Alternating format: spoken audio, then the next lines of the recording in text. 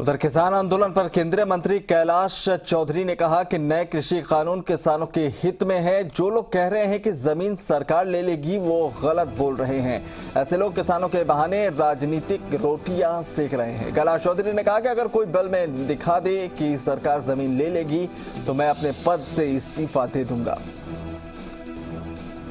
हमारे साथ हैं केंद्रीय कृषि राज्य मंत्री कैलाश चौधरी जी, उनसे बात करते हैं। कैलाश जी, सवाल यही है, आप सदन में बैठे हैं, किसान सड़क पर बैठा है, किसान का साफ साफ कहना है कि हमारे बिल वापस लिए जाएं, और किसान ये भी कह रहा है कि सरकार हमारी ज़मीन ले लेगी। ऐसा है कि मैं भी एक किसान का बेटा हूं और निश्चित रूप से ये जो कानून है इसमें ज़मीन का कोई इश्यू नहीं है, क्योंकि ये एक विपक्ष है, एक गलत प्रचार कर रहा है जिससे पूरे देश के अंदर एक माहौल ख़राब करने की इनकी एक साजिश है कि ज़मीन चली जाएगी।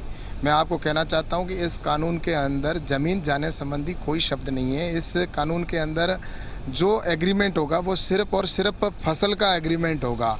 इसमें ज़मीन का कोई शब्द का प्रयोग नहीं किया गया और ना ही किसी भी फैसले के अंदर ज़मीन के खिलाफ या किसान के खिलाफ अगर कोई फैसला होगा तो उसमें ज़मीन कुर्क करने का विषय होगा, क्योंकि इस कानून में हमने किसान के विरुद्ध कोई फैसला सुनाने का प्रावधान ही नहीं रखा है। अगर उसने एडवांस में पैसा ले रखा है तो वो भी अगर पैसा किसान अगर नहीं देता है तो भी उसके खिलाफ कानून में कार्रवाई नहीं हो सकती किसान के खिलाफ। तो ये कहाँ से किसान के विरुद्ध हो गया?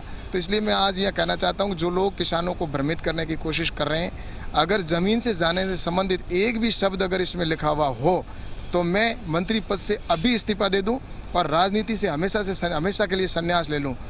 कैसे इस तरह से भ्रमित किया जा रहा है? माननीय नरेंद्र मोदी जी की सरकार के अंदर कभी किसान का अहित नहीं हो सकता, क्योंकि नरेंद्र मोदी जी आज देश के अंदर जिस तरह से काम कर रहे हैं और किसानों के हित के निर्णय लिए जा रहे हैं और बजट को बढ़ाया गया है। उनके कांग्रेस के समय में, यूपीए के समय में जो बजट होता था वो मात्र और मात्र 15 या 20 हज़ार करोड़ हुआ करता था, और आज जो कृषि का बजट है वो 1,35,000 करोड़ से ऊपर है, जो उनसे 7 और 8 गुना अधिक है।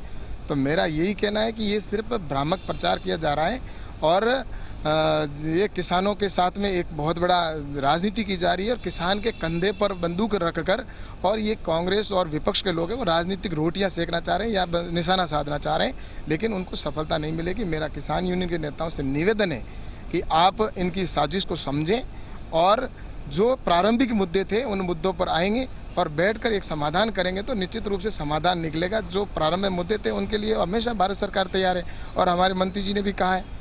मैं तो यही कहता हूं कि बातचीत से समाधान निकलेगा और राजनीतिक रोटियां सेकने वालों को अब इस समय अवसर ना मिले, इस बात का मेरे किसान यूनियन के नेताओं से आग्रह रहेगा। बहुत बहुत यही मैं कहना चाहूँगा। धन्यवाद। कैमरामैन प्रदीप चहल के साथ मैं रजनीश त्रिपाठी, जी मीडिया, दिल्ली।